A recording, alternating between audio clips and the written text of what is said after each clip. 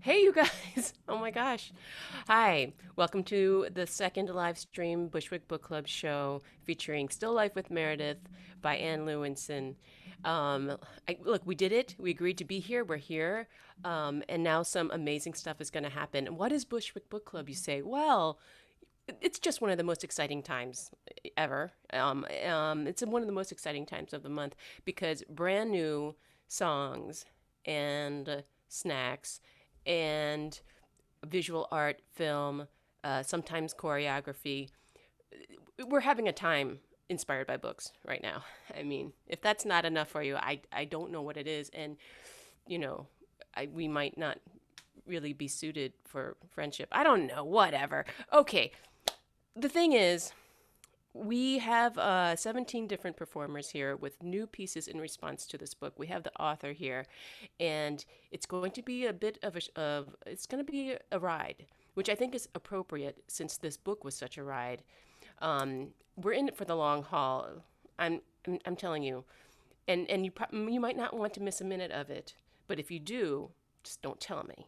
And also make sure you have some water on hand and maybe a snack or two because you don't want your blood sugar to get low. I'm standing up right now, crouched over, so I can address you because I hate starting a show sitting down. I don't know what it is. Maybe I'm old fashioned. Um, I wanted to also mention that again, the songs are new, so we like to be really nice to them. Uh, it's for a lot of these songs, it's the very, very first time that they're being played for people, and it's funny. A friend of mine asked me, "Oh, well," I told her I had just finished this new song, and she said, "Oh, are you happy?" And I'm like, "What? Why is that even a question?" Of course I'm. It's not like I'm beyond happy. It's like a new song, and I was trying to think of it like, someone had a baby or something, would you be like, "Are you happy?" But then I was like, "Oh, yeah, actually, that's a good question if you do have a baby, because sometimes, I mean, it's possible, right? You could have a baby and then like not be really excited about it or not like it. You could not like it, that happens. I mean, no one wants that to happen, but um, and and uh, and then I thought, well, for songs, it's a little different. I'm like, sure, sometimes you pop out a song and you're like, it's not the brightest bulb on the tree or something, but actually you still love it. You still love that song. I think most of the time that's what happens with children and with songs. And and then I thought because you don't really know the potential of that song. You don't know where it's going to go. It comes out, it might be like a little wobbly, maybe, or maybe it's just running straight out the song hole. But um it can go on to become a music video. It could develop in a way that you may not be anticipating now. It could become president or something. Or would that one of my songs would become, I would that my dumbest song become president right now. That would be a better alternative. Okay, so that said, we're really, really nice to the songs, warm, receiving, generous. They're just new songs because you don't know, they could be president someday. Okay, with that, please welcome our author, Anne Lewinson, author of Still Life with Meredith. We're so happy to have her. Hey, Anne. Hey. Hi. I'm so glad you Hi. could be here. Well, thank you for having me. Oh my It's gosh, I have so much to say about this book, and I hope I get to even say a little bit of it because it was just so much to think about and to live through, and which is pretty good for a book about a woman who is isolated and living alone in a storefront. But I'll let you take it from here. All right. Thank um, you. thank you, Susan. Thank you, Bushwick Book Club. This is this is nuts. You write a weird little book, and this is my weird little book. And it's from Outpost 19, which is an amazing small press. They do experimental stuff. John Romer runs it in San Francisco, and it came out last month. And so I'm overwhelmed that Bushwick Book Club is doing my book. Um, um, Yeah. So anyway, it is about a woman who lives in a storefront and she never leaves. So it's kind of appropriate that it's coming out at this time of social distancing. So she's kind of ahead of the curve here. Um, and she her roommate is Meredith. She's waiting for Meredith to come home. But she's waiting, so she's sort of a still life. Sorry, I'm like getting things up and off my screen. This is very confusing. But I wanted to show you, I made this little still life over here. There's some mangled Barbies, some very important books like Sexual Behavior in the Human Male by Kinsey. Also some Edgar Allan Poe stories. And these are dead. I don't know if you can see from here, but these are dead birds. See? Dead birds. Because she's sitting in the storefront surrounded by all these dead birds. So it's not that cheery. Anyway, she works in a museum. She's an art handler, but basically she's an animal wrangler, which is a job I made up. But basically, most of the art in the museum uses animals, living and dead, as materials for their art. So that's her job. And she's waiting for her roommate, as I said, Meredith, who is an emerging artist, to come home. So the part I'm going to read is where she first recalls how they met.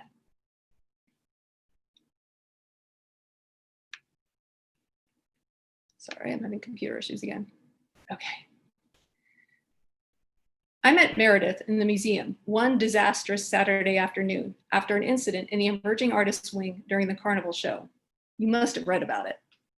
The museum had commissioned some recent graduates to resituate the 19th century notion of the carnival, not the carnivalesque, which is an entirely different thing, within our post-wonder era. I'm not too clear on the details, but I can dig up a call for entries if you're interested. Anyway, it was one of those relational aesthetics things. One constructed a funhouse with distorted mirrors that was supposed to make a rather obvious point about eating disorders. Another built a Dunk the Mayor booth to protest the mayor's pledge to cut funding for the museum. I think over those penis-nosed child mannequins. Some luckless sap had to sit on a perch in the booth, half filled with water, wearing an Easter Island-sized papier-mâché mayor mask, waiting for someone to throw the ball at the target with enough force to flush him into the drink. There was a flea circus in a sealed fish tank outfitted with tiny trapezes and trampolines. Circles of magnifying glass were affixed to the sides of the tank like portholes for close-ups of the acrobatics, but the fleas just buzzed around. A large terrarium held what purported to be a sacred glimpse of an alien civilization, but it was really just an ant farm. At the center of all this was a small Ferris wheel. One passenger at a time, please. You must be under 5'5" and 120 pounds to enjoy this ride. Made entirely of recycled metal, with a seat of Coke cans that crunched when you sat on them. Every afternoon at 2, there was a freak show in which heavily tattooed musicians hammered nails into uncomfortable places. I don't think you'll be surprised when I tell you what happened. It was about 2:15. The freaks were halfway through their show. Metal Man, so called for the hunks of metal poking through his face and chest, as well as one assumes less visible parts of his body, was to lift a set of 50-pound barbells hooked to the 2-foot-long metal rod that bisected his nostrils. This required an impressive backbend, and the gallery was so quiet you could hear the ants farming. The barbells went up in the air. The room held its breath. It was at this moment that some kid thought it would be hilarious to take the ball from the Mayor Dunker and toss it at Metal Man in what were presumed to be his heavily armed nether regions. What followed was a chain of reactions worthy of Rube Goldberg. The ball hit the balls. Metal Man doubled over as the barbells fell, along with the 2-foot rod and attached bits of nose, all of which rolled into the funhouse mirror so fast that they shattered, a shard of mirror flying into the dunking booth, and the exposed eye of the mayor plummeted straight into the water, banging his head so hard on the glass that the booth smashed, flooding the gallery and nearly electrocuting the woman sitting on the stalled Ferris wheel, who was propelled with the force of the shock smack into the ant farm. Only the fleas remained unscathed. It was my job to recover the ants, at least the ones that hadn't drowned. Okay if I hit the power? I had been watching her towel off her Ferris wheel, as if the afternoon's calamity had been no big deal. She walked past me, sodden on the floor, almost imperious. I marveled at the way her jeans fit, like a boy's, low on the hips, tight against her thighs. I wanted to touch those thighs. No, I wanted to have those thighs on my body. I buried that familiar intermingling of envy and lust. She would not see me coveting her thighs. This yours? She was speaking to me. She of the perfect thighs. Thighs that would pass the Eileen Ford leg test. I may seem to be above such things, but I will not pretend that I have never opened a fashion magazine. And so I know not only who Eileen Ford was, but the substance of her famous leg test. It's like a Leonardo diagram defining the correct proportions. The legs, when pressed together, must form 3 diamonds between the thighs, between the knee and upper calf muscle, and between the upper calf muscle and the ankle. And I found myself possessed with the alarming desire to perform the Eileen Ford test on the legs before me, to measure the width of the diamond between her thighs, the diamond that I knew was there, obscured by those jeans that I would unbutton so that I could rest my cheek against that pale diamond unbuttoned right there, sopping wet on the floor among the dead ants and fish and broken glass. The temptation was too great.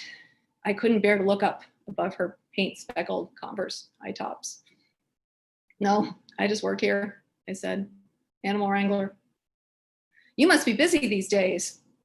We're doing an all-animal show in the spring. You take care of the dead ones too? Sometimes. Not much to wrangle, though. I was thinking of doing something with roadkill. I use recycled materials, mostly metal. And there are a lot of dead animals out there on the highway, just decomposing. No one buries them. They just lie there waiting to be eaten by other animals. And how do they get to be roadkill?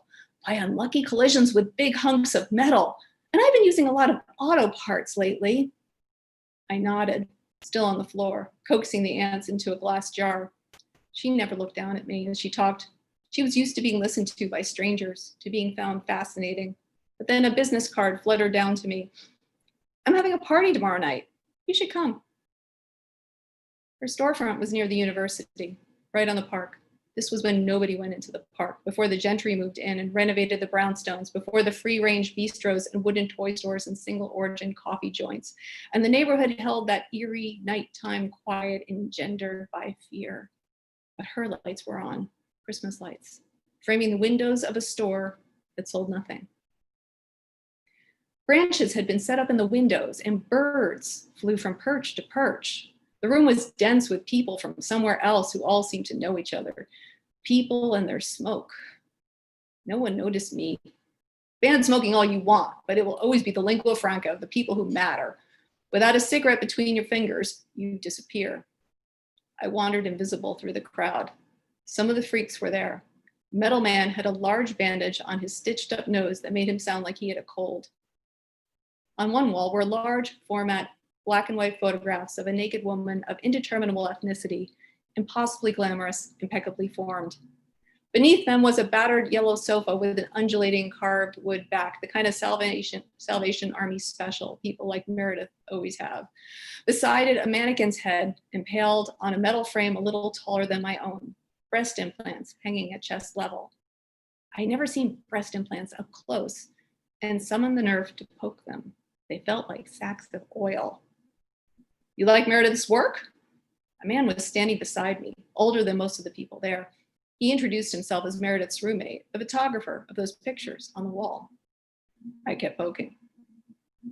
They used to be inside her, he said, nodding at the model of the photographs. I shuddered and withdrew my hand, looking for something to wipe it on. I leaned against a wall, sipping a room temperature beer and observing like an anthropologist. On the rare occasion that someone invites me to a party, I always end up playing the Margaret Mead. I don't enter the bush that way. It's just that once I'm there, it's like they're all speaking Swahili. I fall back on old habits, observing the mating rituals of this foreign, blithely self-confident race. Will red polka dot dress and Betty Page hairdo go home with greasy hair, holy t-shirt and plumber's ass? Or thinks he's the millionth coming of Jim Morrison, but is actually closer to Jesus in the community theater production of Godspell? This usually keeps me occupied for hours. But that night, I was overcome with a more pressing desire. I wanted to figure out how to stay in the storefront on the park with its orange wall-to-wall carpet and uncaged birds. How not to leave the party. Thank you.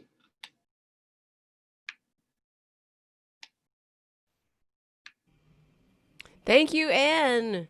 That was awesome. Thank you so much. And I love the introduction to these characters, and it brings me back to that party and what we thought about, what I thought about at the party, and then because soon after she goes to bed with someone at the party, and then she talks about promiscuity, and she said it was a joyless promiscuity that she was going into, and then it made me think at first, oh my gosh, is this a book about bad sex? I don't know if I can deal with this. And it turned out to be so much more. Okay, you guys, we now have a series of videos. This first one is from Gary Burton, and we'll also be seeing work from Timothy Dark and Lisa Barnstone. Please welcome Gary Burton. Hi, guys. Good to see you all. And hi, Gary. Always a privilege to be a part of this show. It's nice to go on early. Always a privilege to have you. I get a chance to, if I go on early, I get a chance to sit back and watch everybody else's contributions, which is always a wonderful thing. And thanks for a fantastic book, a great read, and great inspiration. I was very taken with the notion of the talking clitoris, and who wouldn't be? So my song is about that. I hope you don't mind. We've had a little bit of fun with it. And my song is called Aficionados.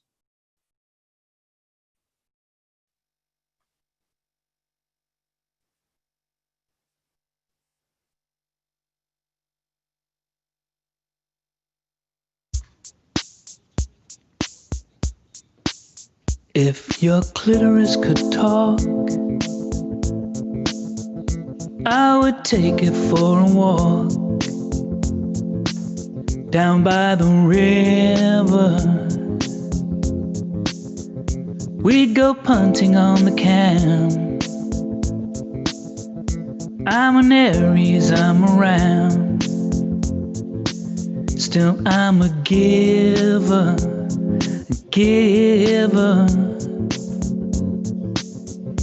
If your clitoris could speak, we'd go dancing cheek to cheek down by the bandstand. We could tango in the shade. I'm Sir Galahad, you're a maid. So take my glad hand, glad hand. Ooh, let's communicate, mutual debate. Let's communicate, mutual debate. We could stay up late, discuss the cosmos, yeah. Ooh, let's communicate, mutual debate. Let's communicate, mutual debate. Don't you know we'll make aficionados, yeah. Na na na na na, na na na na na na na na na na na. Na na na na na na na na na na na na na na na na na na.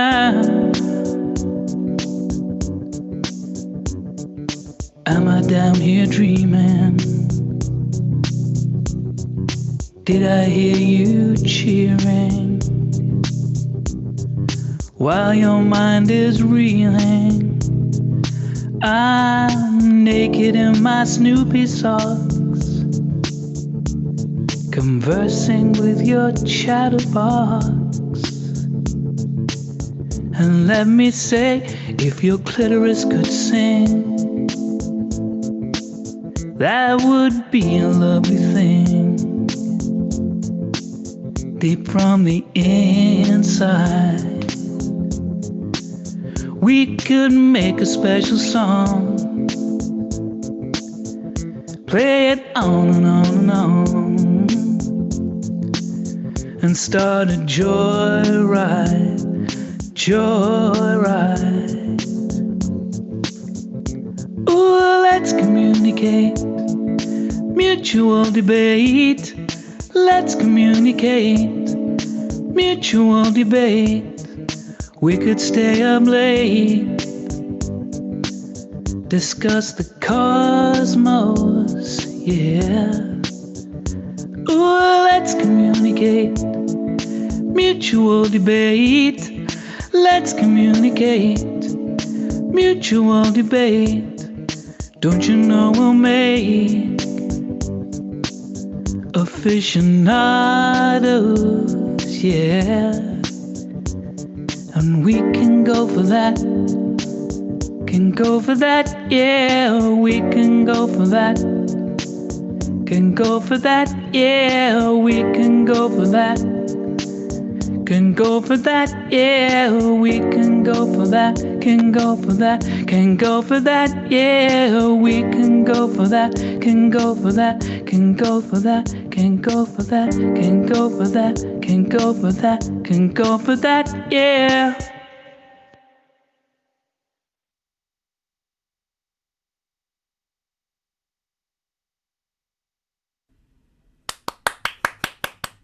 I just had to do that. I haven't had a drink in a year. They say if you're at an event without a drink or a cigarette, you disappear. Maybe that's why I'm invisible in this party they call the world, where the coyote kills the fox that kills the squirrel. I'm just a goldfish in a blender and they're dying to hit the button. Eradicate me and turn me into nothing. So I take small strides and try not to make noise. But I'm already one of the boys. And the color of my skin is highlighted. So I keep in isolation as much as can be and try to benefit from the sparks of my creativity. As women fight for respect in a raging sea of male domination, I smell the flames of rage burning throughout this nation. This abomination. We've been very patient for you to do something. For to you, we are just animals that need to be wrangled. Resist or not,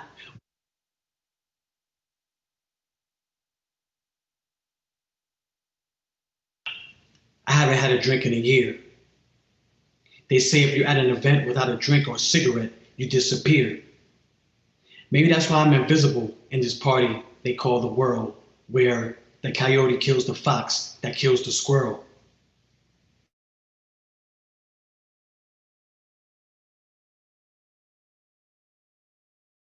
Nothing.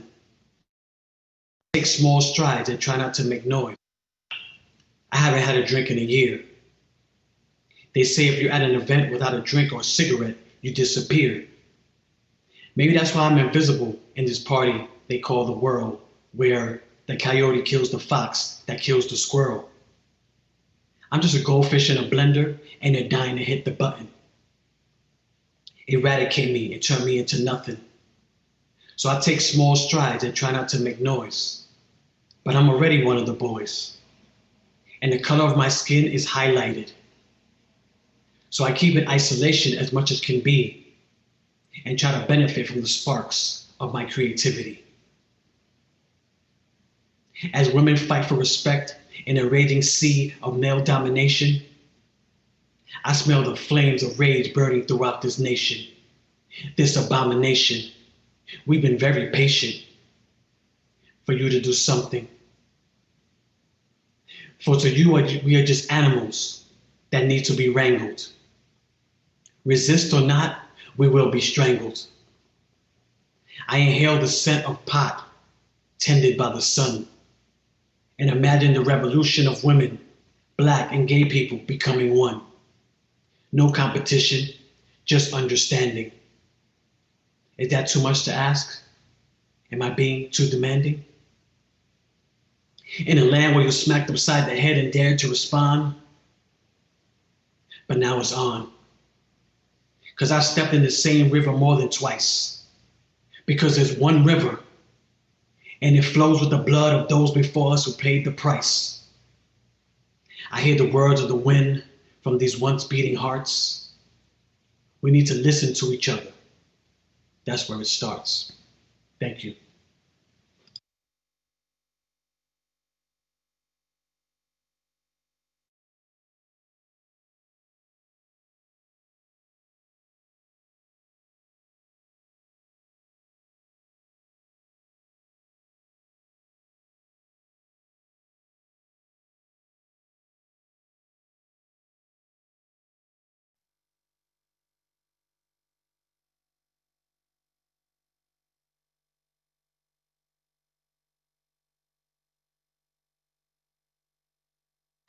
Personally, I love pipe cleaners. Pipe cleaners and egg cartons and construction paper and rubber cement, the raw materials of preschool. We had a show at the Museum of Kids Work next to the art made by professionals out of the same materials, and the kids' stuff was so much better. Sometimes I'd buy a pack of pipe cleaners just for the sensory flashback, watching the fuzz spring up as my fingers ran over it, bending and twisting the wire and then trying to bend it back the other way so that it would look like untouched virgin pipe cleaner. I was no artist. That was Meredith's job. So I didn't actually make anything out of pipe cleaners, just observed them. Observing, that was my job. When you've decided to no longer participate in the world, just observe, it changes everything. You stop wanting, stop needing, because desire demands engagement with others. You merely watch, like an owl or a lighthouse.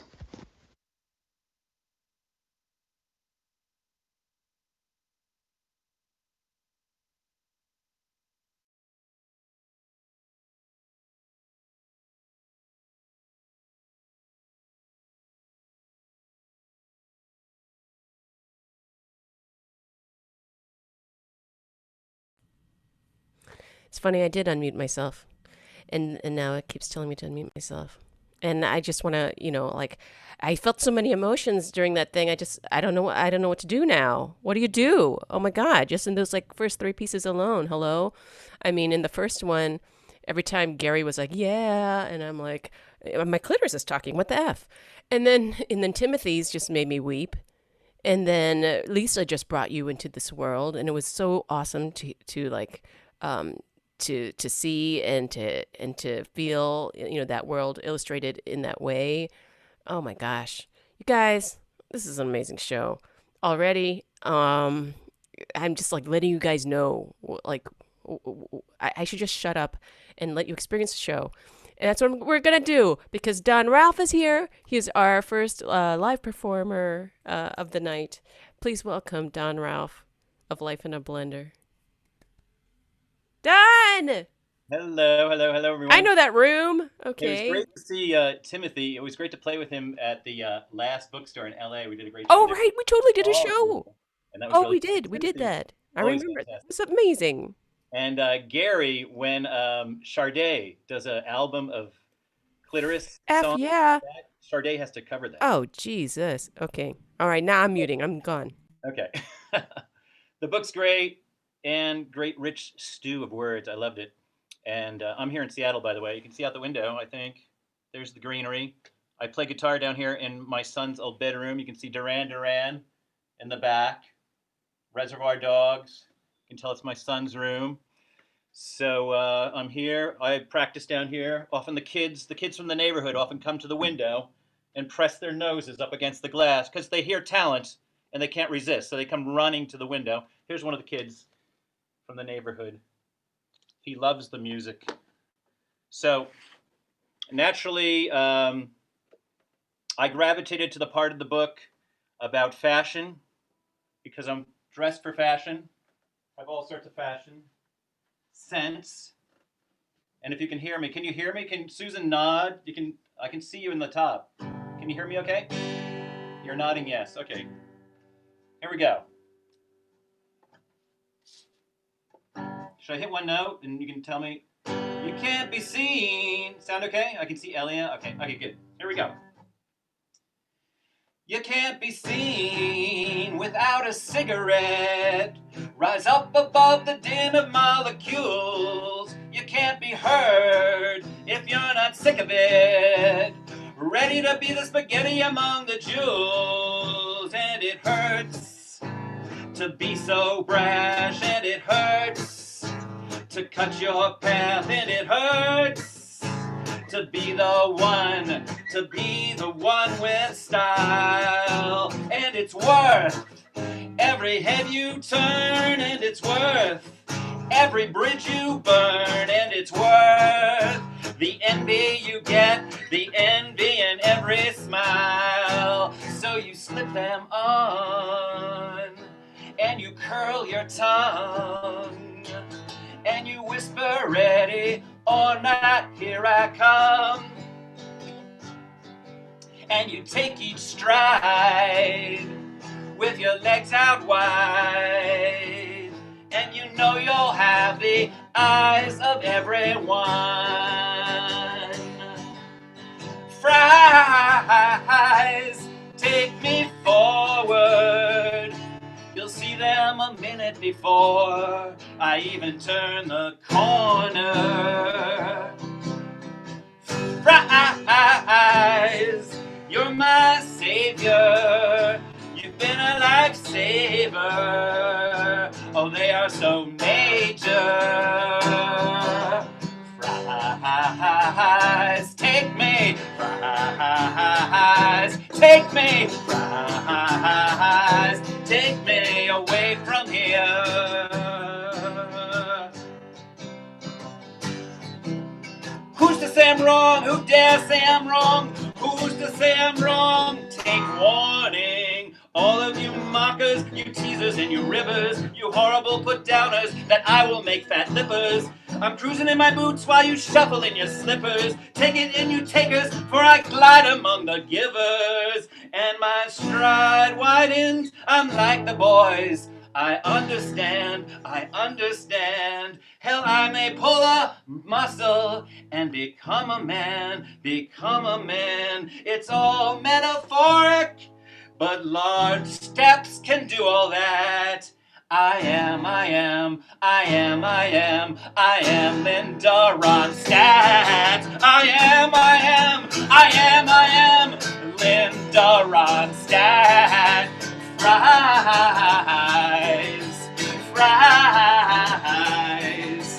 Fries, take me away from here. Fries,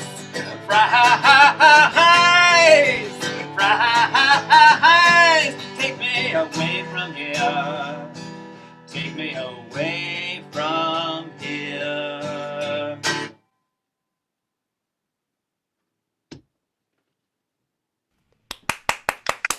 Woohoo! Whoever wants to unmute and applaud, please do. That was such an amazing performance. My lord. Love that. The fry boots. Right. Fries.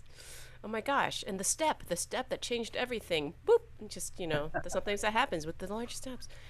Thank you so much, Don. Thank you. Thank you. Please welcome our next performer.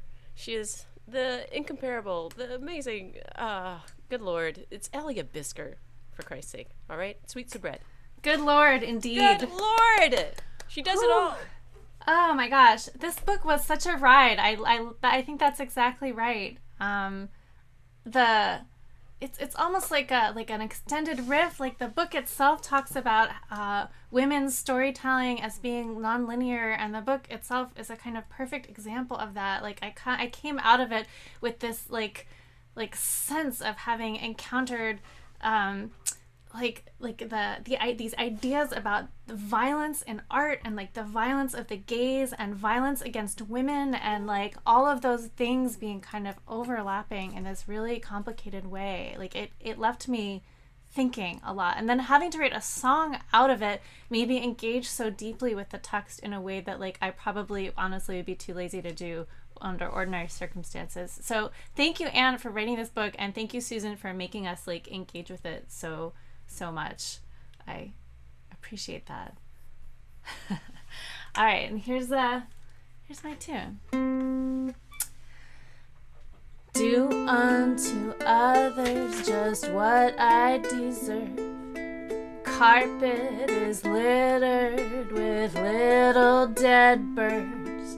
paint me by numbers or sever my nerves.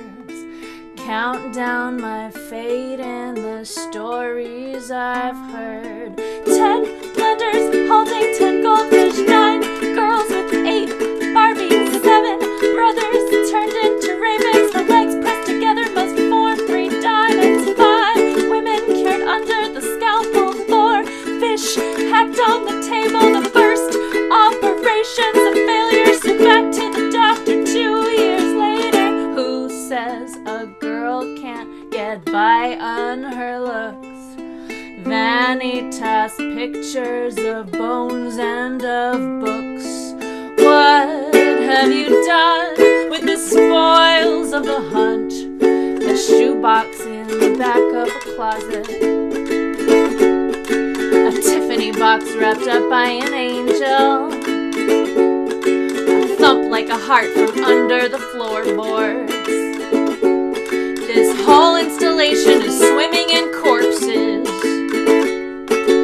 10 blenders holding 10 goldfish, 9 girls with 8 Barbies, 7 brothers turned into ravens. The legs pressed together must form 3 diamonds. 5 women cured under the scalpel. 4 fish hacked on the table. The first operations of failure. Sent back to the doctor 2 years later. 10 blenders holding 10 goldfish, 9 girls with 8 Barbies, 7 brothers turned into ravens. The legs pressed together must form 3 diamonds. 5 women cured under the scalpel. 4 fish hacked on the table. The first operations of failure. Sent back to the doctor 2 years later. Can't you remember the time we first met? Maybe you haven't encountered me yet. Who is the falconer whose eye beholds death in the paintbrush? You've captured my soul. We like to say in the biz balls. We are now joined by the amazing Sargasso, who comes to us from his hypoallergenic chamber via etheric megaphone. The amazing Sargasso is not just a fortune teller. He's a fortune shaper, a fortune shifter. He sees the unseen. He smells the unsmelled. Greetings to the benighted. Can you hear me, benighted people? Yes. The blessings of the preborn upon you in this time of testing, whether you are receiving me via emergency pantomime or the federated eyes of Laura Mars. When my former business associate, Opal Winifred, told me she was starting a so-called book society, I implored her to continue her work as founder of the Sargasso Institute of Mandatory Hectoring, but she chose her own way. Now, the preborn have told me that the scorn I heaped upon her little scheme was all a part of the cosmic dance, a polka whose oompas would lead me at last to the sweaty embrace of the Bushwick Book Club and their noble effort to make reading extraordinarily complicated. I am in receipt of the Society's current subject, a brilliant pamphlet regarding mental hygiene and the history of psychosis, entitled Still Life with Meredith. It is a marvelous and confounding work to be required reading going forward for the soon-to-be-announced Sargasso's Academy for Borderline Personality Actualization. Students disappointed with today's distanced learning will be thrilled to enroll in its lifetime program, in which I hold them close. Last night, after an absinthe-frenzied reread of this unclassifiable work, the preborn vouchsafed to me the anthem for our fledgling institution. Please enjoy the performance of it here and now, using the traditional glummer horn, favored by the plague doctors in my mother's family.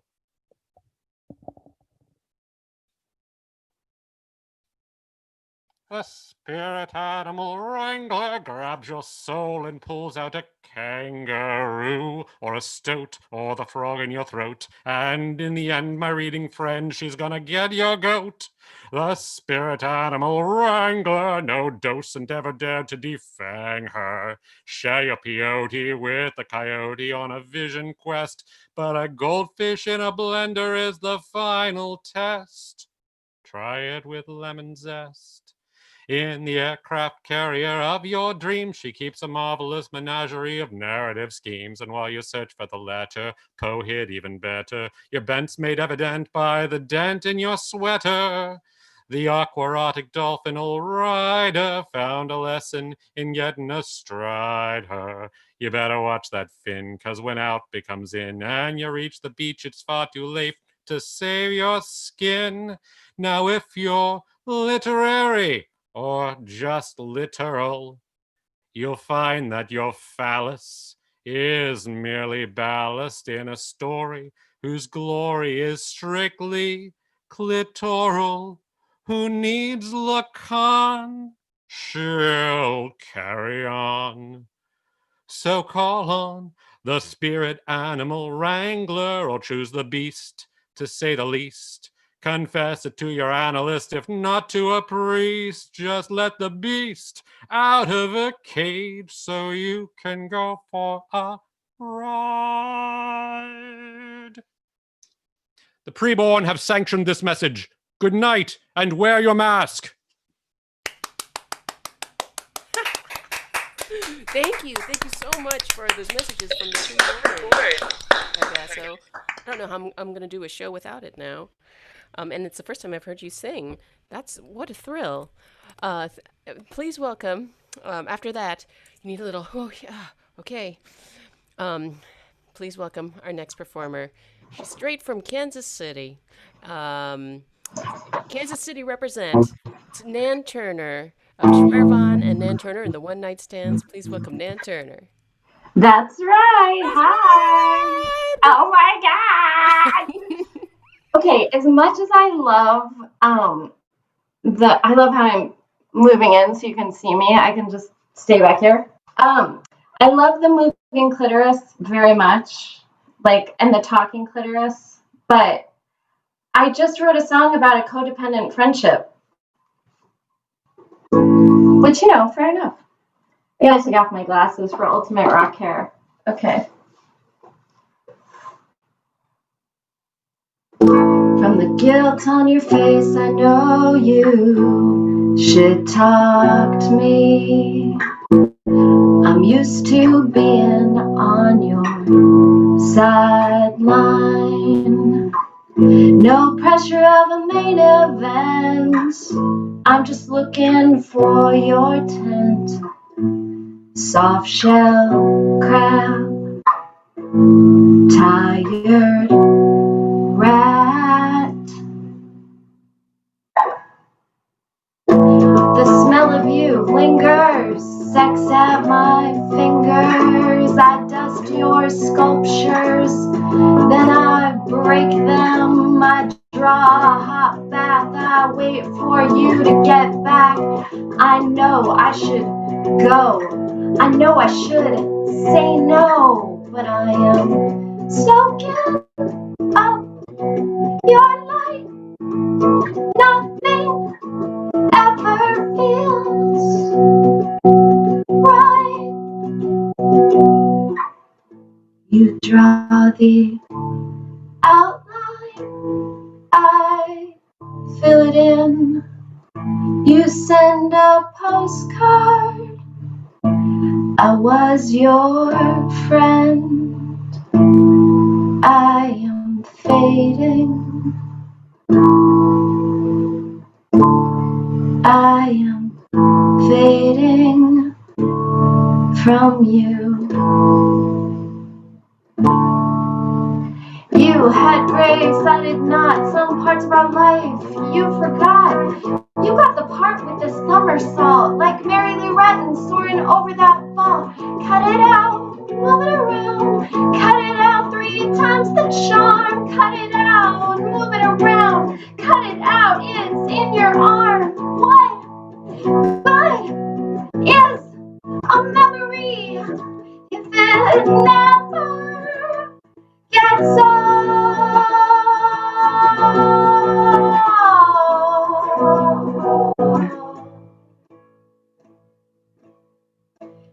draw the outline, I fill it in. You send a postcard, I was your friend. I am fading, I am fading from you.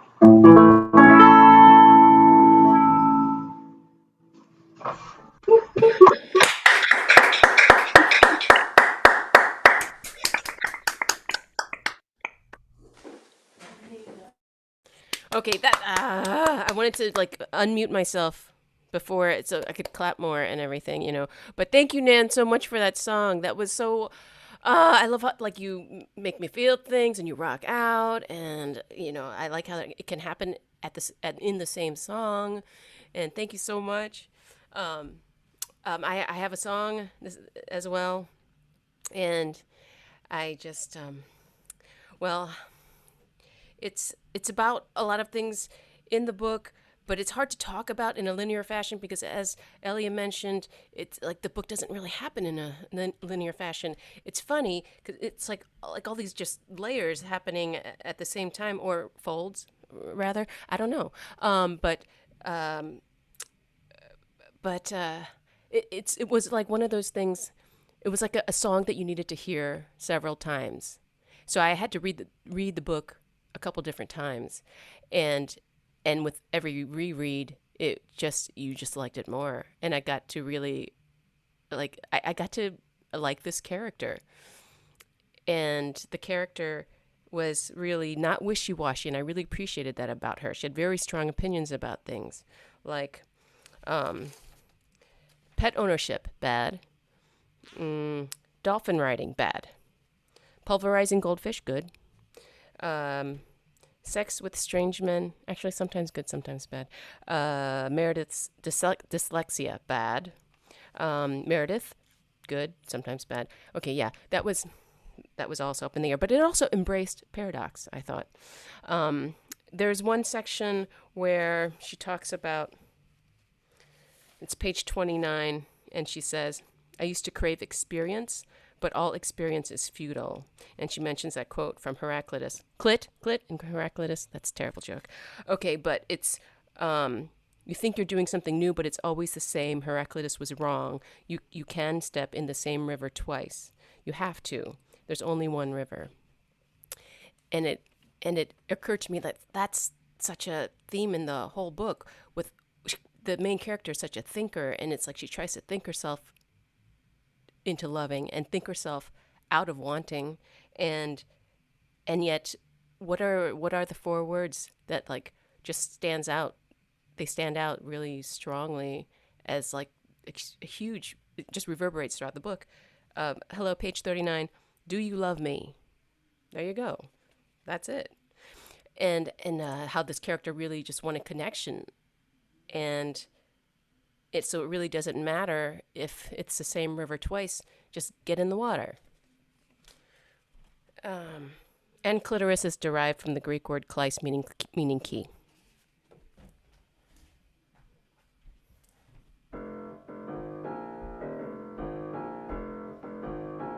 Trying to remove the animal from the animal, the mess from the living, the blood from the woman.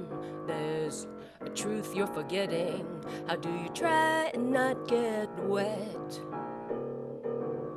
when you're the river?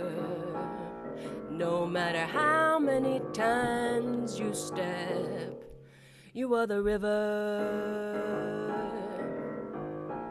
Do you love me? Do you love me? Life in this dimension is a time-based art. Plot is a convention of the patriarch. Go ahead and climax until you fall apart. No denouement.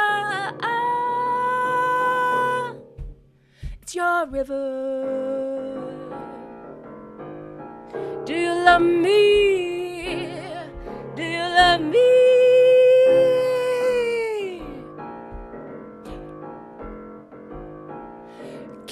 keep still, the wild clit, high-tailing it to her forge and her adventure. She'll make it home to bridge the distance between that vagina that you measured, between observer and observed, art and the witness, between you and Meredith, Agnes and the foreskin. That's one hell of a communion. Do you love me? Do you love me? Do you love me?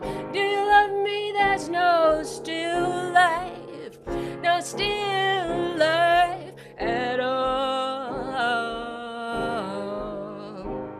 Between observer and observed, art and the witness, between you and Meredith, Agnes and the foreskin, between observer and observed, art and the witness, between you and Meredith, Agnes and the foreskin. Do you love me? Do you love me? Do you love me? Do you love me? Do you love me? You might want an envelope for the letter. Don't forget, you are the door, you are the key. You might want an envelope for the letter.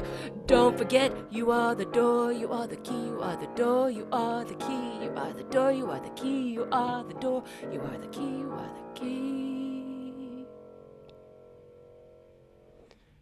All right, that's what's up. Hey, you guys. Please welcome our next performer. I'm so excited she could be here. This is her very first Bushwick Book Club. She is, I saw her Facebook live stream several weeks ago, and I was just blown away. And I had been introduced to her previously, and I remembered, wow, I have to have Joy on the show. And you know what? Her hair keeps getting better. I don't know how she does it. All right, please welcome Joy Askew. Hi, Joy! Hi. Lovely. Definitely lockdown hair.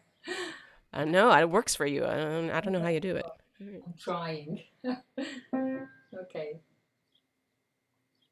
I did have fun. I know I've got reverb on, but I just wanted to say I had fun writing this song. I've never written a song to a book before, so that was great.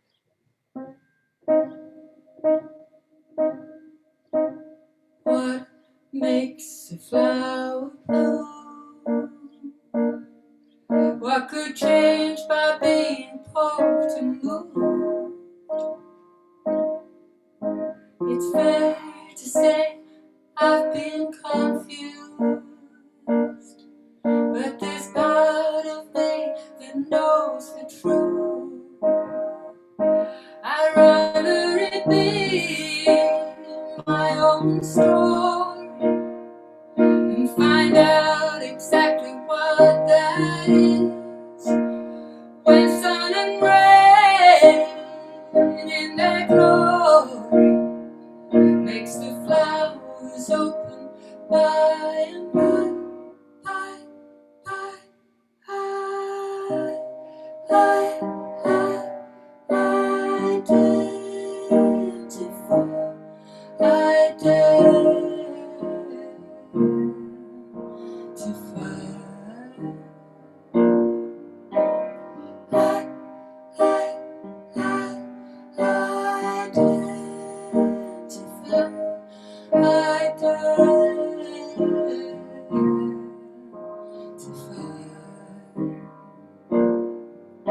You work for hours so all can see. You love to play your interest in, and she slips in so effortlessly and steals the thunder from under your feet. There is no doubt it's preferable to be a man. Go ahead and say this is a man's world. First the rise to the rise, and then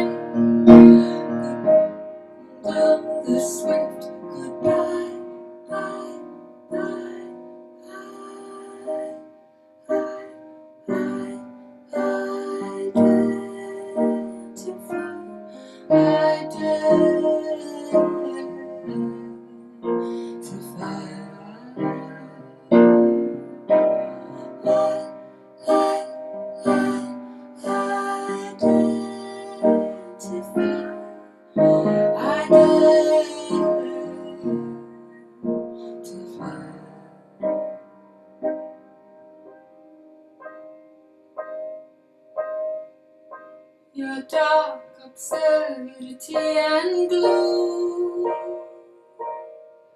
Your gaping window has no cover, retreating further into the room. I look in and I wonder who would live there, who would live there, who would live there. You're on a journey with a killer, but you don't know it yet. To his pretend that our entrance subside, as he's tearing you slowly piece by piece, but you let him in, you realize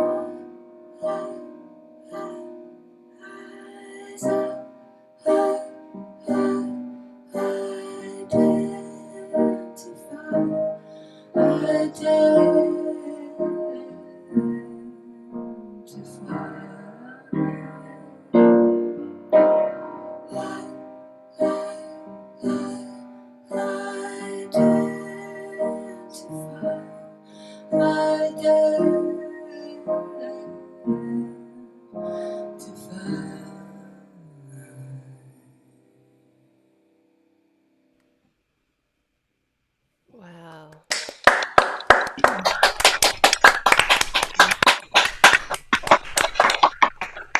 How did you know that was exactly what I needed to hear? Holy cow, that was beautiful. Thank you so much. Alrighty. Our next performer, I'm also very excited about. Her name is Jetty Swartz. She performs as Jet Black Pearl. I met her in Portland when we started Bushwick Book Club in Portland, and I'm so happy she could make it here. Yeah. Okay. Let's just have it. Let's have Jetty. Hi. Hi. And you made that incredible illustration that you put on Facebook. If people haven't had a chance to check it out, you should check it out. I put it on the Bushwick Book Club Facebook story. So Definitely an inspiring book for drawings. yeah, Drawing tapeworms, visual. drawing dead birds. I just head into the song. If you don't understand everything, there's 3 possibilities why. First, I have a funny accent. Second, I may be singing in Dutch. Third, I may be singing in French. So, here I go.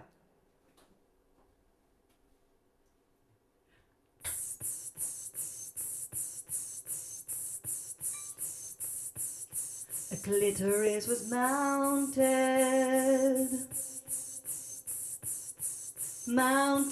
on a pin. The pin put in a jar. Is that jar there by the floor?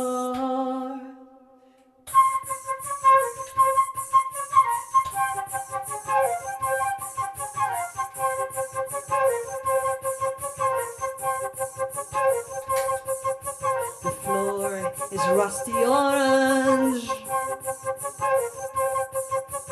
covered with dead canary birds. I'm sipping a fresh blended goldfish drink, filling yellow legal pads with words.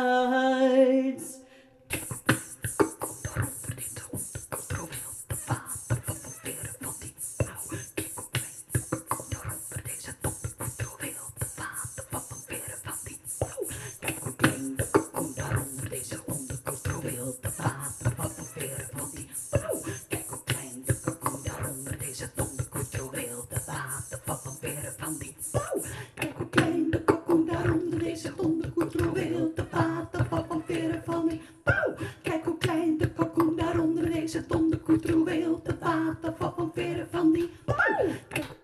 I wished I were a tapeworm. Making love would be so fine. 22,000 sex organs playing all at the same time.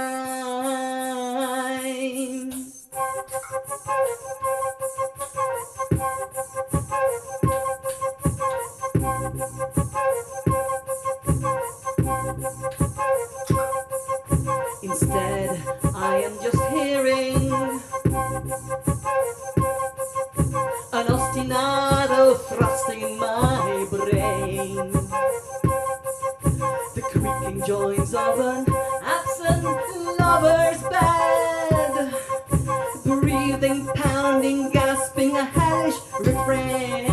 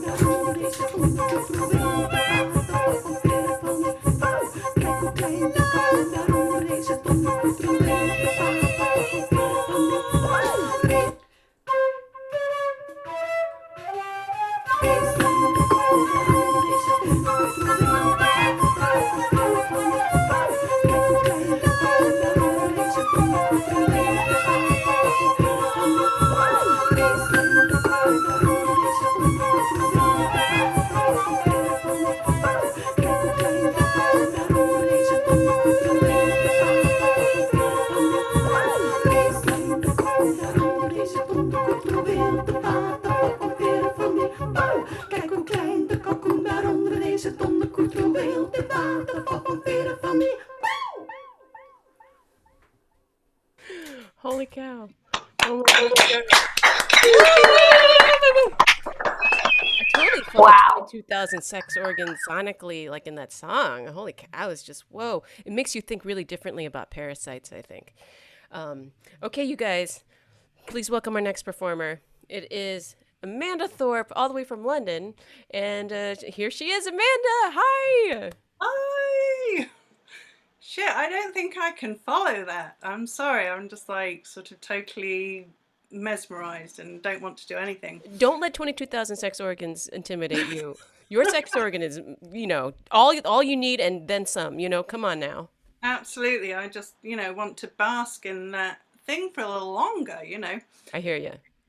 Anyway, thank you, Susan, for inviting me again, and thank you, Alicia, for all your fabulous technical wizardry, and thank you, Anne, for writing this incredibly interesting book, which I really enjoyed, and it brought up a lot of different adolescent highlighted memories of my own, and one of the things that got me very early on in the book was that my very first trip to New York way back when, I flew into the TWA terminal, the Eagle terminal, and I'd never seen snow like it. It was a blizzard, and my brother met me there and sort of dodged through all these cab drivers that were hustling and trying to get us to go in their cab, and we drove to the Lower East Side to where he was staying, which was a storefront with a motorbike in the window,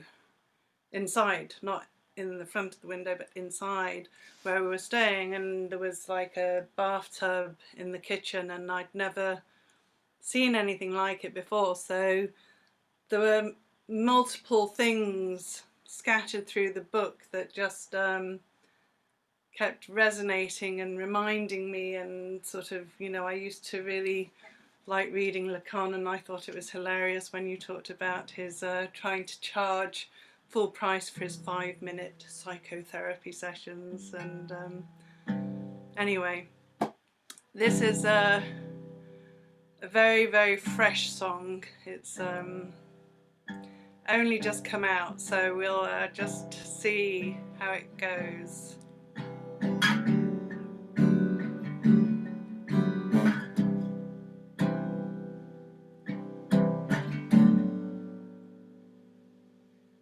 It It wasn't always like this, but since you went away, my desire, my hate is making me pay. There's no need to go out, 'cause there's plenty to see inside.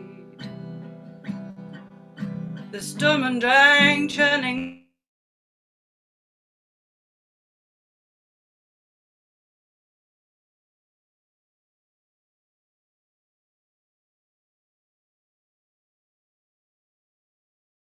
Oh, it looks like there were some technical issues right now with Amanda's connection. So hopefully we'll get a chance to come back to her and hear the song in full. And if not, we'll find some other way to make sure that song is played and heard. But for now, let's go on with our next performer, who is Chris Rail, and we're really excited to have him again. It's been a little while since he's played a Bushwick Book Club show, but please welcome Chris Rail. Hi, Susan. Hey, Chris!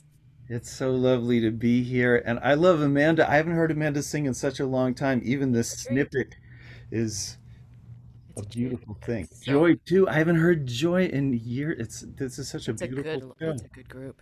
What a beautiful show. And thank you, Susan. And Elia. Oh, my God. Like, they're both the music and everything. It's like the Bush Club. A Bushwick book club is a beautiful thing, and I loved Anne's book, and it's a pleasure to be introduced to her voice. So thanks for having me. My song is called Moving Target. The clitoral surgery is pretty low-hanging fruit for a lyricist, so we're moving target. But I had an alternative title, which was Prisoner of Hadgadia. So here we go. I got to move it around. I got to move it around. 'Cause it takes some probing to find my happy sound. I got to move it around. I've got to move it around. It's a moving target and pleasure can't run aground. There ain't just one location where freedom can sing outside of where hope collides with my mind, yeah. I've got to move it, move it, move it. Everybody gotta move it, groove it, prove it.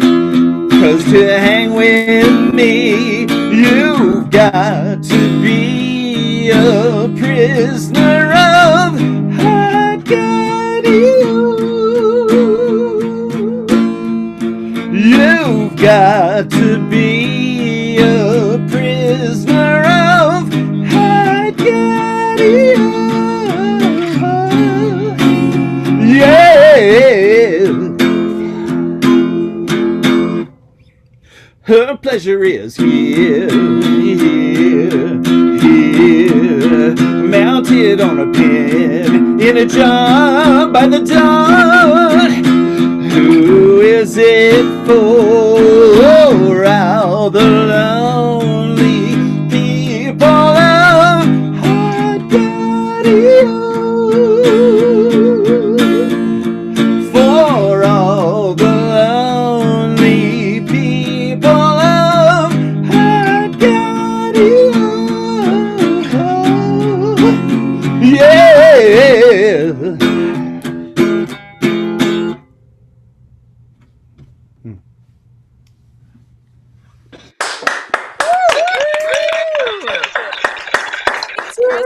Brand new song. Awesome. That was awesome.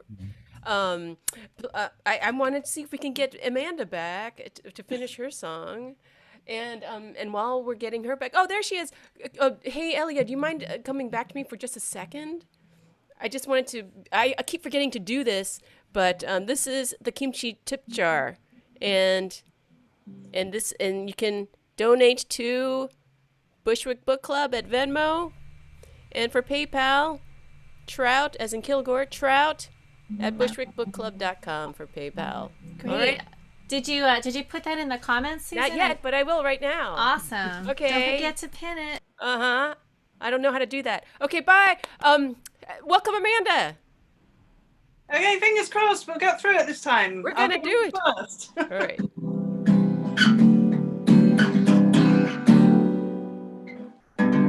It wasn't always like this, but since you went away, my desire, my hate is making me pay. There's no need to go out, 'cause there's plenty to see inside.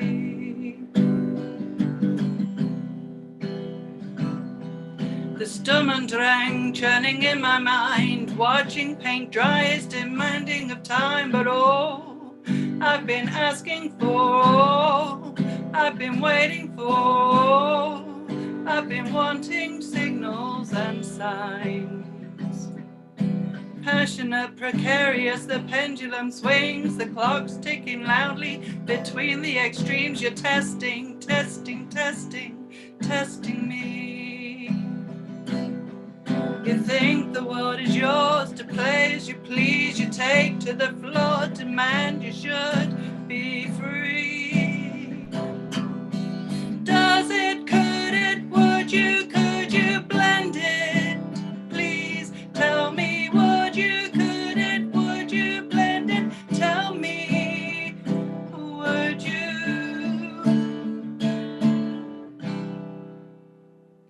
I've not much here to show. You wouldn't even know if the things I had to say would land somewhere someday. No longer wasting time. No longer wasting time. I'd never flip a dime. No, I'd never turn the key, press the switch just to see. Just because I want to see. Does it, could it, would you blend it? Tell me, could you? Would you, could you blend it? Tell me, would you? What is true? What is true in life? What is real? What is real in time? What is valid here now forever?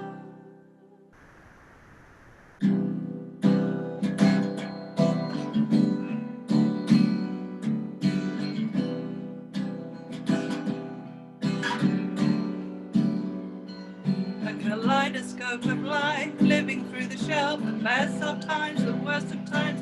Only on the shelf I hear the highlights of my memories. From where I once was, I can't know, I know I'm lost. I never thought I'd see it this way. Does it, could it, would you blend it? Tell me, please.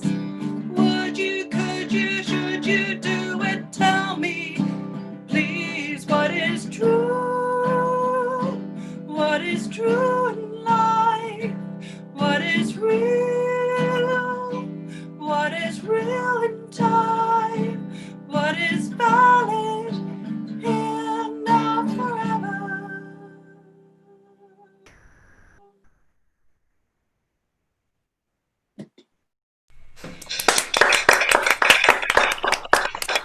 Beautiful, Amanda. Thank you so much. All right. I'm glad we got to hear that song. And I'm glad to introduce this next player. His name is Nick Balaban, and this is his very first Bushwick Book Club show with us, and we're happy to have him. And we've played other book-related events together. Please welcome Nick Balaban. Hello. Hi. Oh, man, my hair is so weird. It's awesome. It's COVIDian. Your shirt is great. Oh, thank you. Yeah, I've been really enjoying this book. It's funny, we had the assignment for the promotional materials to find our favorite quotes, and I was just looking through the book, looking through all the different pages, and there were so many possibilities, And I picked Please Attack the Screen Door. Please Attack the Screen Door.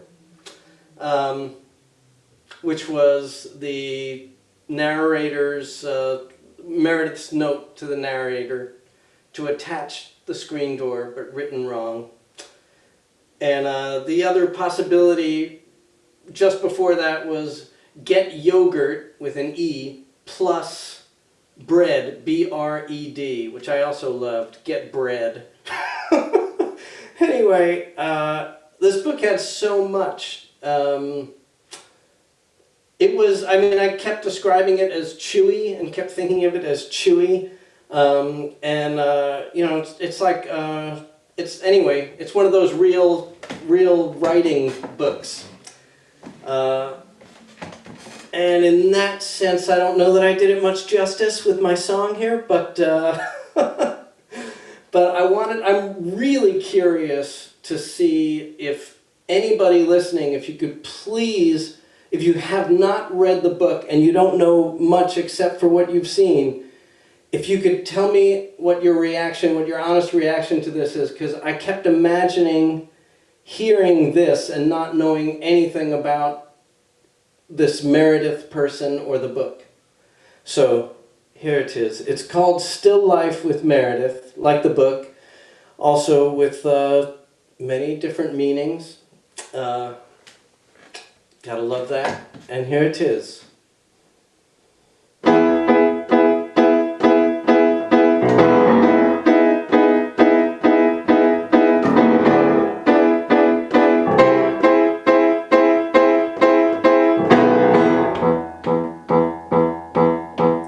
Meredith spells listen with no T.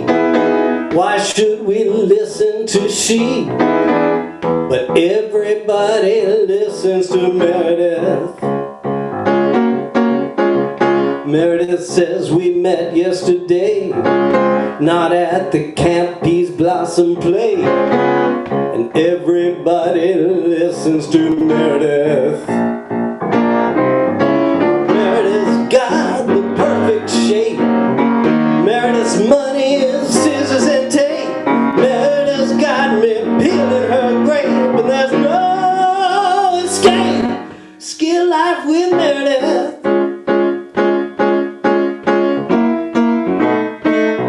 Meredith takes what Meredith wants.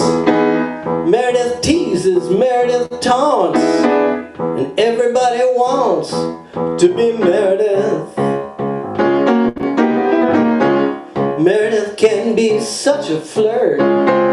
It's so easy when nothing hurts, and everybody wants to be Meredith. Meredith's got the perfect shape. Meredith's money is scissors and tape. Meredith's got me peeling her grape, and there's no escape. Still Life with Meredith.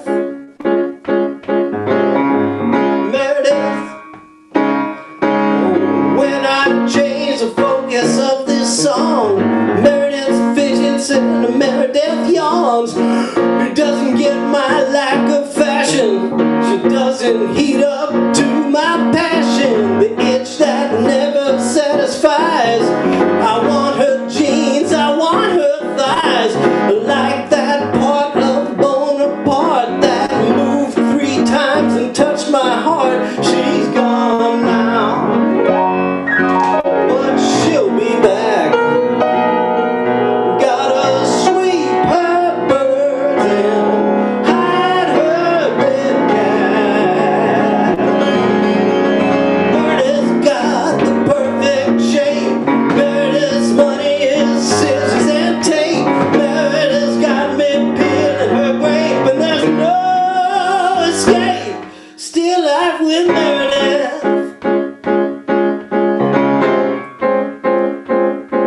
Still Life with Meredith.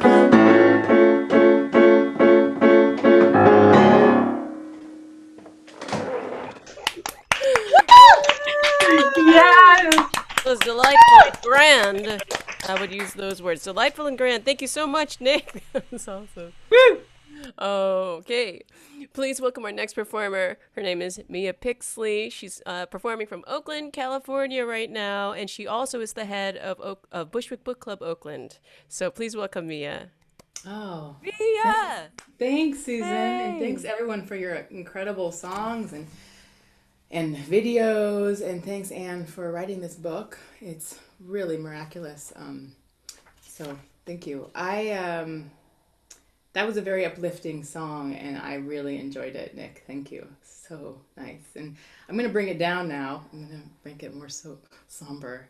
But the two quotes of the book that inspired my song, which is actually quite repetitive, my song, is about the cat. Let's see. Malinka's stilled heart still beats like the beat of the tom-tom. Keeps me up at night, keeps me from dreaming, or does it keep me dreaming? And then the last line, because I kind of thought that the character was like Meredith, like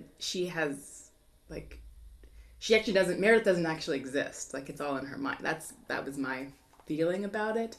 But the ending sentences is, I dream of Meredith with the light brown hair. I've got some of it, all of it. I will ask the clitoris, did it dream of Marie?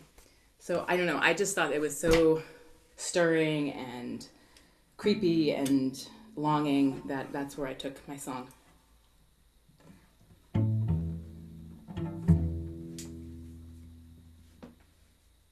Still heart, still beats, cold night, no sleep, but still life with you. Stand still, I dream. Still heart, still beats, cold night, no sleep, but still life with you. Stand still, I dream.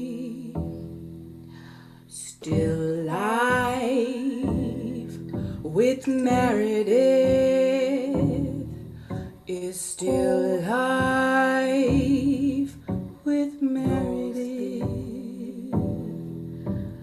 I dream of her light brown hair.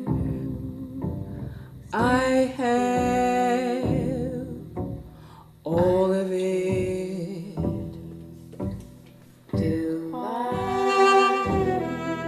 With Meredith is still life with Meredith. I drive like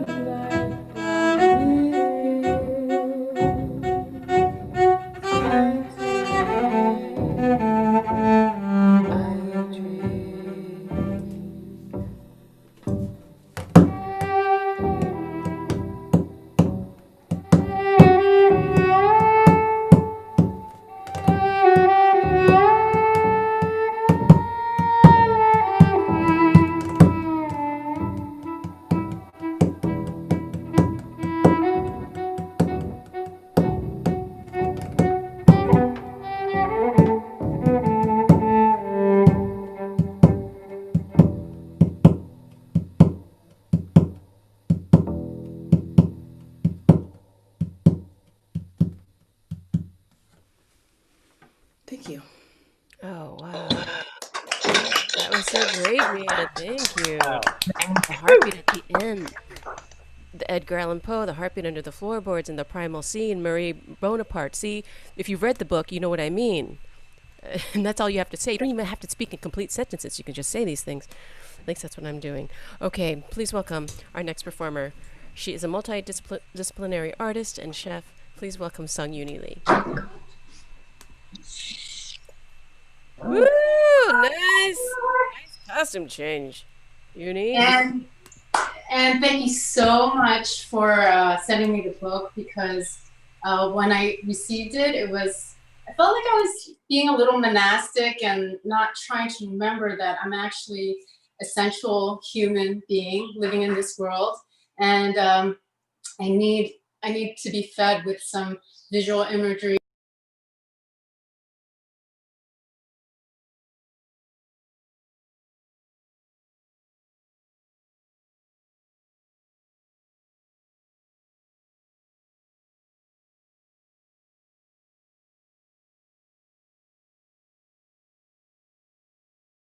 You know what?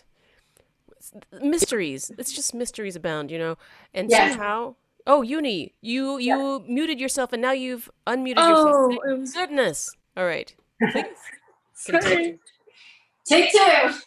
Okay, guys, thank you so much, Anne, for sending me this book. When I received it, I felt like I was lost in this vast, empty ocean, and you reminding me of the sensual aspects of life was so sort of woke up all of my the human aspects of myself. So I loved the visual imagery, the tactile quality of the book,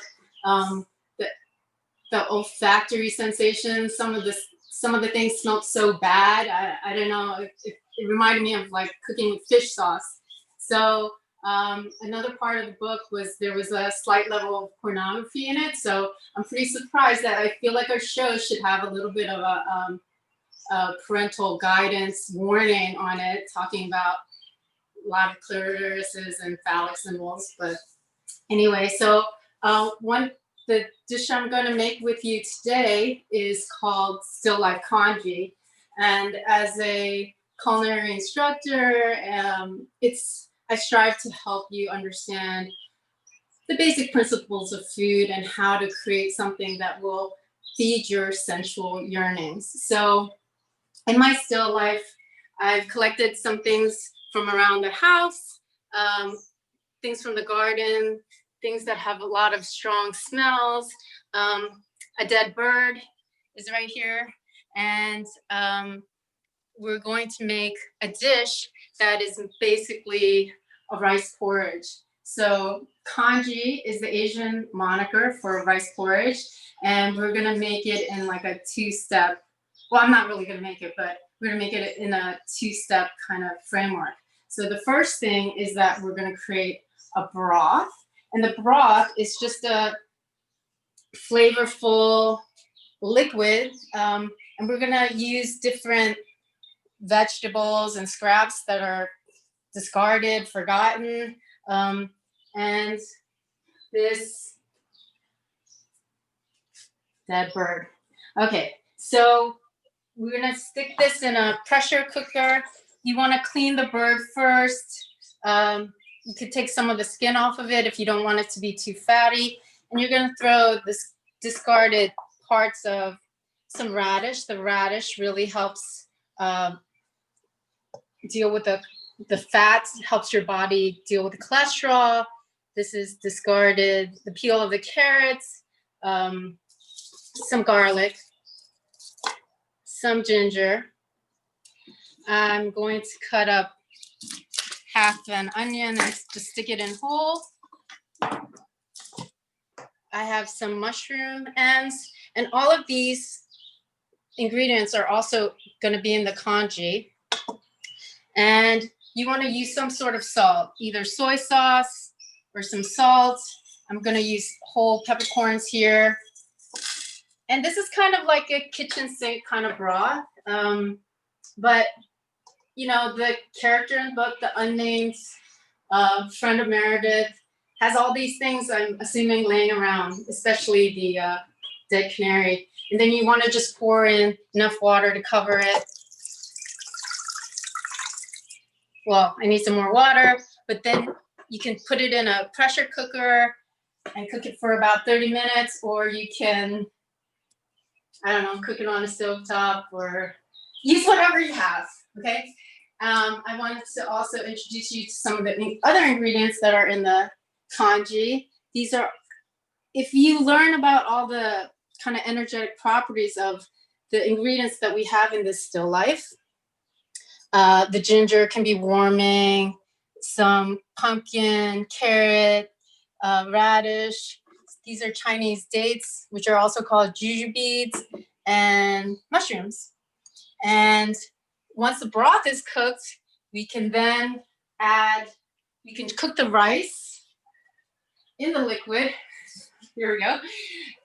In a ratio of about 1 part rice to about 5 to 8 parts liquid, depending on how soupy you want your porridge to be. So, the other thing that I think, the thing that actually inspired me to do this dish is just the presence of the dead bird. But there's a classic Chinese dish with a congee that's made with shellfish. And like all shellfish, they just tend to be so feminine in nature. But moreover, they have these fatty acids that are good for your heart. They're immune boosting, cancer preventative. Yeah, feel that. I don't know. You guys getting a good angle at this, and I hope you can smell it. These are clams, and they don't open up until you kind of gently simmer them, and then you can take the flesh out of it. Just like a woman, it just needs a little bit of soft, gentle encouragement. Anyway, so I had this thought, and this thought comes to me a lot, which is like, has to do with, food, what they call food porn, and just pornography in general. And I sometimes wonder why there's so much pornography in our world. Why do we need to look at flesh so much? And I have a theory that part of the reason why is because we're so removed from the cooking process, so we don't get to look at this beautiful thing between these shells all the time. We're removed from our original source, and I wonder if we could teach ourselves, if we could teach our children to touch food, to get information, to work with food, and learn what we're supposed to do from it, and get this tactile, sensual quality from it. I wonder if we could fulfill the sense of lacking that we feel about our own sensuality. So I really encourage you to, if you want to look at this other shellfish, there's one called abalone, and that is the most prized mollusk in the whole world. And you should definitely, when you look them up, don't look at them with your children. And yeah, that's it. I think that if you look up a congee recipe, it's very easy to find out what kind of ingredients you want to put in it. And then if you learn about the energetics of food and the qualities that these foods, how they can serve you, I think you can become the master of your own healing. So, and if you make the congee, please send me a photo. And I hope you have a really good meal after this. Thank you, Anne, so much for this wonderful book. Thanks, Judy. You enjoyed that so much. It was really sensual, looking at the inside of that clam, and can't believe your daughter was right there holding the camera the whole time, and it was that was really great, and I love the connection between sensuality and food. Okay, all right, right. You know what? You know who's coming next? It's Charlie Nealon time. That's what it is. That's what it is. Thank you, Charlie, for being here. You're welcome. Okay, lack meets need. Let's reap the whirlwind. Here we go.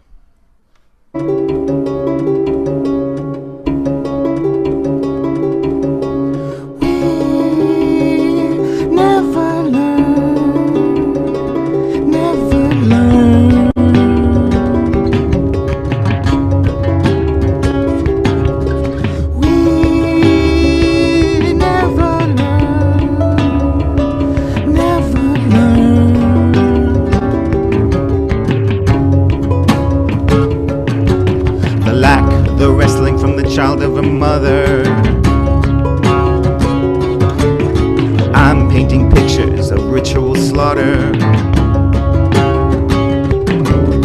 I switched the letter, you won't know it was taken. The smell of peach blossoms mean that you won't awaken. All that you suffer, the self-mutilation. Give me your experience and give up your station. The letter, the lack, and what has been taken. Give it for your experience and give up your station.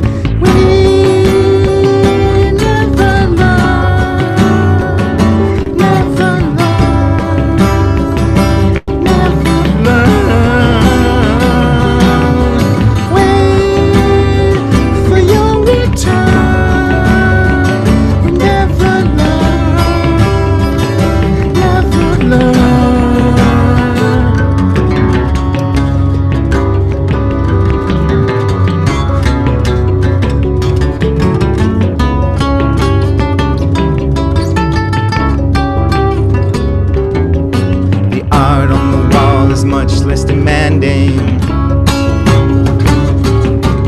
The pages, the hours of no understanding.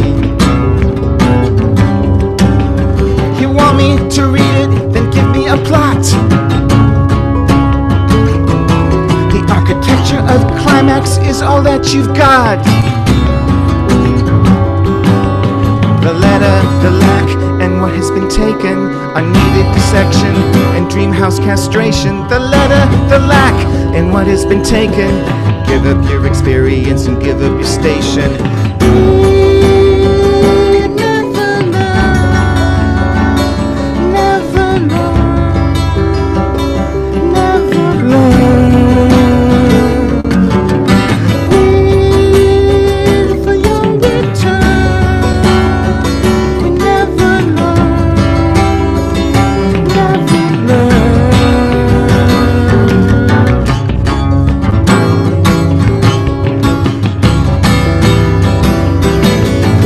Probably is a dream. This probably is a dream. This probably is a dream. That was awesome, Charlie. Thanks. Oh my God, that was such You a guys great are great. song. We were all just going nuts over here. Thank you, thank you. All right. This next piece is Teresa Toro and Don Ralph. A Zoom meeting is about to begin. Attended by Marie Bonaparte's clitoris and Jesus's foreskin. This is their first visual date after meeting and corresponding on Tinder. Neither has online dating experience, and the pandemic has isolated them.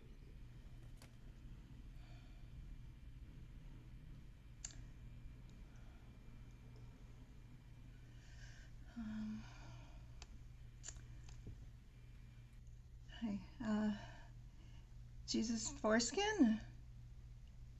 Is that you? It's Marie's clitoris. Hi.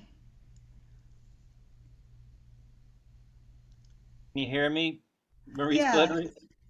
I don't Yeah. see you, Hey, but it's me. Can anyone see me? I can see you okay. What do I need to do to see you? Um, Well, if you can see me, I'll just keep talking. I'm a little shy, Marie's clitoris. You say clitoris? I mean, it's. What do you like to be called?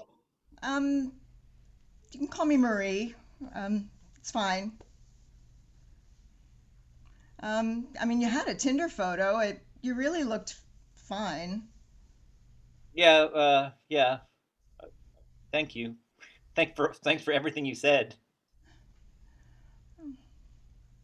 No problem. I mean, it's not really that hard to keep up with technology. I know I'm a scientist, but I mean, it's not really that hard once you get used to it.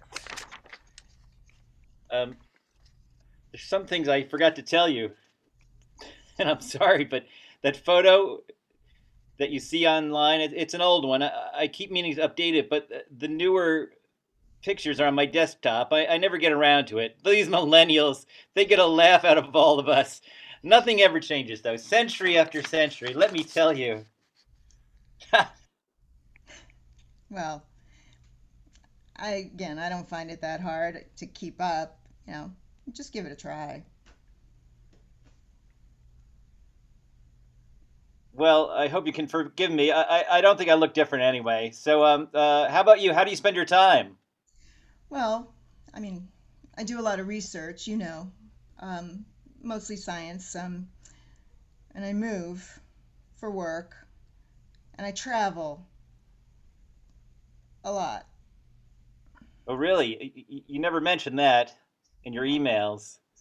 Well, where have you been? I've traveled a lot too. I've been to Europe. I've been to let's see, Rome, Bruges, Antwerp, Paris. Well, Africa mostly. I went to Greece once, but I didn't mean to. It was kind of an accident.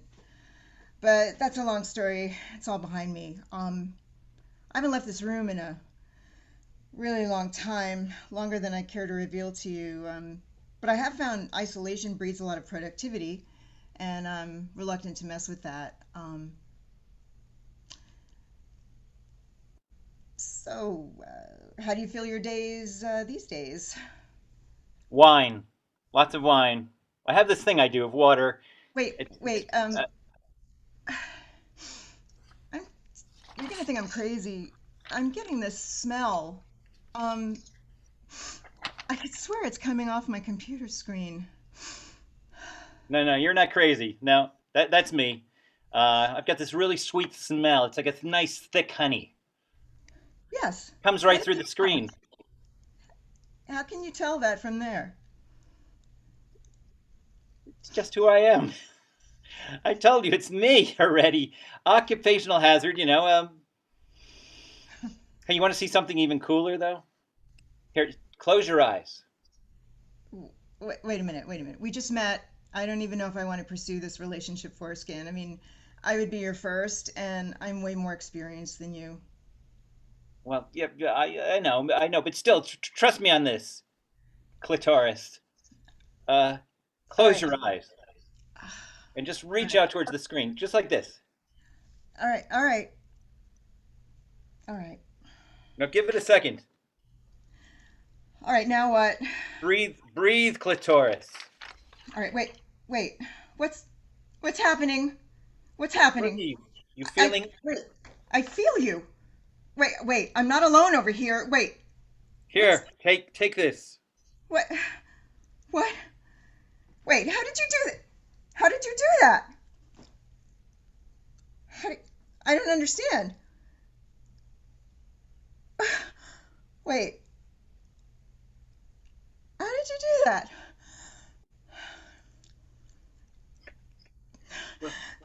You're welcome. You're welcome. It's just what I do.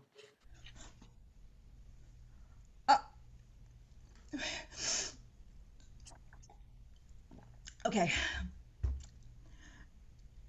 All right. Is this really a date? Who are you? I am who you need me to be, right here, right now. But I've got a 5 o'clock, so I have to go, I'm afraid. See you later. Thank you again. You're welcome, and I'll see you around. See ya. I'll leave you with this.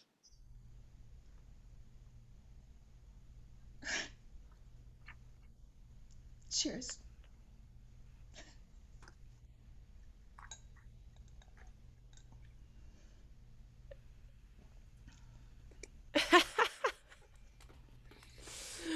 Oh my God, that was really funny, you guys. I love it. I love it. Love it. Love it. Thank you so much. Oh my gosh. What a great online dating experience. That I would do it if if I could have experiences like that. And let it be known Teresa wrote that. Let it be known Teresa wrote that wonderful thing. Yes, Teresa Toro. Thank you for writing that, and thank you, Don, for participating in it. All right. Thank you for being Jesus's foreskin, Don. Okay. All right, we are at our very last. It's a dream come true. We're at our very last performer, who is not exactly a performer, but it's our very last piece, and it's a visual art piece that Deb Magocsi created. Deb is a visual artist and filmmaker living in Brooklyn, and let's play the piece.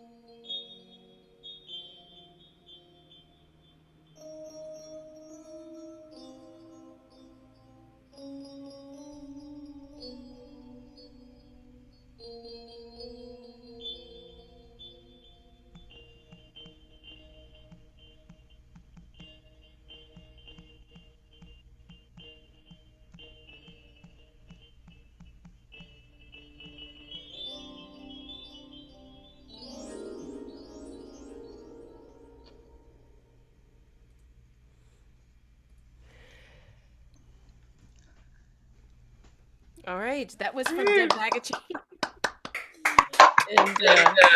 And that was definitely a lot of applause, because when I saw that piece, I forgot what the dimensions are, but I was so excited because to see that visual representation of that world was just, it was so, I told her it was like having only read about sex and then actually having sex, but I think it's actually better than that, because the first time having sex is often just like a bunch of awkward poking and, it's not really that great. So it's sort of like reading about eating a pate or something and then actually having pate, whatever, or a kanji. Okay, thank you guys so much. I want to bring all the performers back and the author as well, and we have to do our concluding group hug, where we kind of accost the author. Guys, and we can have a last round of applause for all the performers, and thank you for joining us. Next time we're and for being here. Thank you for your book. Thank you guys for making new stuff. And now this is where we hug the author, so you can just like lick your screen or Thanks, Anne. Thank you, Anne. Thanks, Susan. Thanks, Elia. Thanks, all of you. Thanks, Elia. Oh, you can still donate to the kimchi tip jar. That's always open for you, so don't forget that too. All right, bye, you guys. Bye.